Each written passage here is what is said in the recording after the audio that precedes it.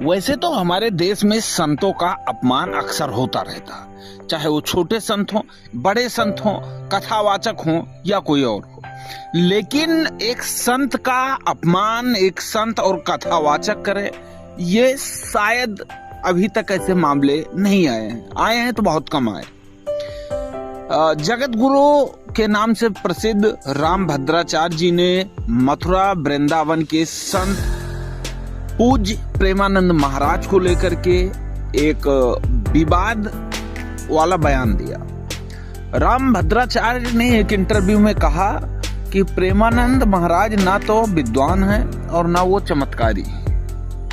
इसके साथ ही उन्होंने प्रेमानंद महाराज को एक बालक के समान बताया और चुनौती दी कि यदि उनमें शक्ति है तो वो उनके सामने संस्कृत का एक अक्षर बोलकर या श्लोक का अर्थ समझाकर दिखाएं। जगत गुरु रामभद्राचार्य ने एनडीटीवी को दिए गए इंटरव्यू में कई मुद्दों के दौरान कई बातें रखी। इस दौरान जब उनसे पूछा गया कि सोशल मीडिया पर कई ऐसे लोग हैं जो वृंदावन आते हैं और पूज्य महाराज प्रेमानंद जी से मिलते हैं और कहते हैं कि वो एक उनके अंदर एक चमत्कार है। इस पर जगत गुरु रामभद्राचार्य ने कहा कि कोई चमत्कार नहीं है, ये चमत्कार है तो मैं चैलेंज करता हूँ प्रेमानंद महाराज एक अक्षर मेरे सामने संस्कृत का बोलकर दिखा दे बस, और मेरे कहे हुए संस्कृत श्लोकों का अर्थ समझा दे। आज मैं खुलकर कह रहा हूँ। उन्होंने कहा कि वो तो मेरे बालक के समान है, अवस्था में भी शास्त्र जिनको आए वही चमत्कार है।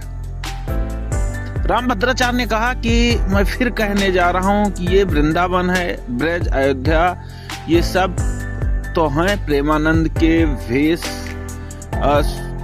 प्रेमानंद के द्वेष नहीं रखता हूँ, प्रेमानंद से द्वेष नहीं रखता हूँ। फिर भी कह रहा हूँ कि मेरे बालक जैसे हैं और उनके अंदर ना कोई चमत्कार है, ना वो कोई विज्ञान है, ना साधक, ना चमत्कारी। चमत्कार उसको कहते हैं जो शास्त्रीय चर्चा को साजगार हो, और वो राधा